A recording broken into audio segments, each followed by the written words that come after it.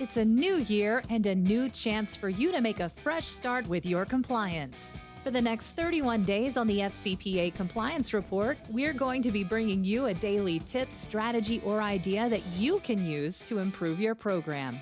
Here's your host, Tom Fox, the Compliance Evangelist. This month's sponsor of 31 Days to a More Effective Compliance program is Affiliated Monitors.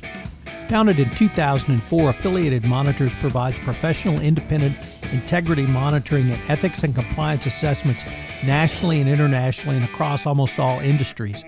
With its knowledge of effective ethics and compliance programs and cultures, Affiliated Monitors is respected for its work as the corporate monitor on matters ranging from multinational corporations to small and mid-sized companies and even individuals.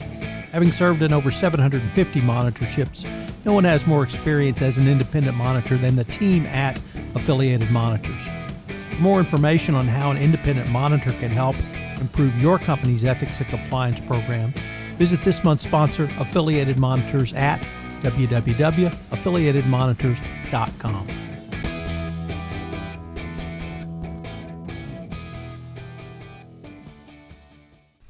Innovation in compliance leadership. Given the paucity of leadership coming out of Washington during the coronavirus health crisis, I thought it would be a ripe time to consider some innovations in compliance leadership.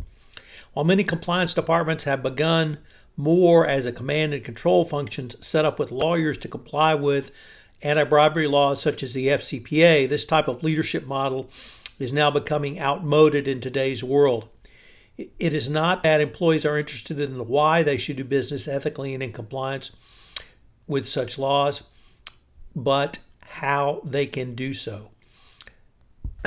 This is a shift from old power to new power in the bilateral dimension of the intersection of leadership and their employees. This intersection is between models used to exercise power and the values which are embraced by corporations and, more importantly, their employees now.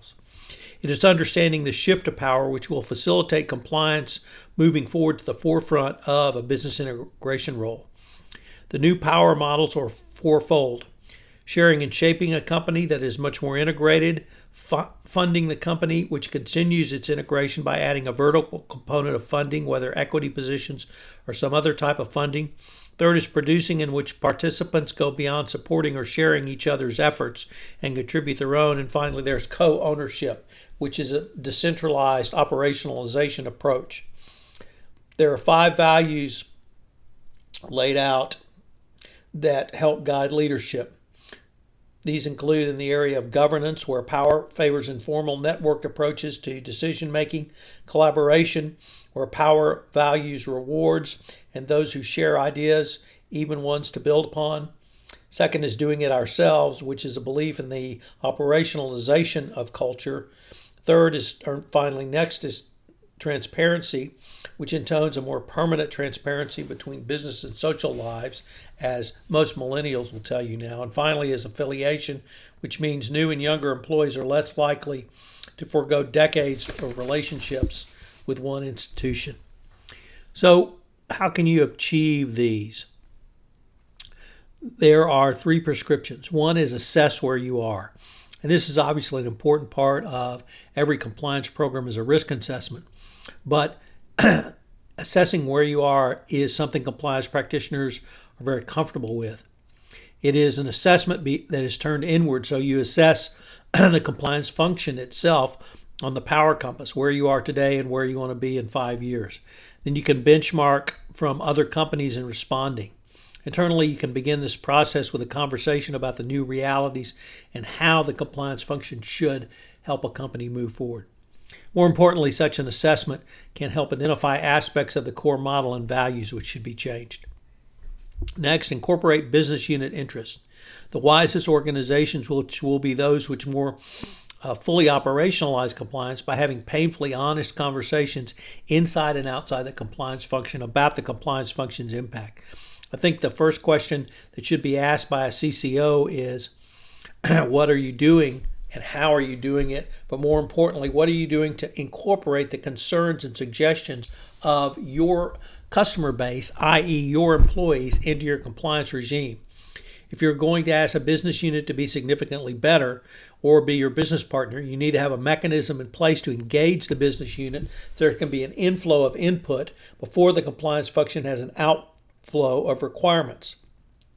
This level of introspection has to precede any investment in any new power mechanism, and to which I would add any successful compliance function. Finally, mobilize your capacity. Here I would suggest you consider contracted third parties and business ventures, such as joint ventures, as an avenue through which your compliance function can bring greater benefits to your organization. A former colleague often discussed her training of her company's third parties around compliance and how thankful they were that she would personally travel to their locations to put on in-person training about her company's expectations around compliance. Her efforts to travel to these locations and to spend the money required to do so not only directly strengthened the company's compliance function, but created allies for her efforts by giving these suppliers and third-party representatives on the sales side the information and training they needed to comply with their customer requirements, i.e. her company. By reaching out in this manner, your company can use its contracted third-party suppliers to create a stronger compliance program. Simply put, just think about leveraging those you are contracted with, both on the sales side and the supply chain side. If you could leverage those into compliance allies, how much more powerful your compliance function, indeed your entire compliance program, would be. As the compliance program matures, it will become more of a component of the company's business function. This means less of a lawyer's top-down mentality of do it because I said to do it, to more collaboration. And this is probably the next big step in compliance. So what are today's 3 key takeaways? Lawyer-driven command and control is moving out. 2, innovation and compliance leaderships recognizes bilateral nature. And 3, a feedback loop is consistent with innovation in compliance going forward. I hope you will enjoy the entire month on innovation and compliance in this month's offering of 31 Days to a More Effective Compliance Program. If I could ask you to do so, would you pass on to at least one person this podcast series on the nuts and bolts of compliance, as I'm trying to expand my audience base for 31 Days to a More Effective Compliance Program. I hope you'll join me again tomorrow, where I take up another topic in innovation in compliance. Thanks again for listening.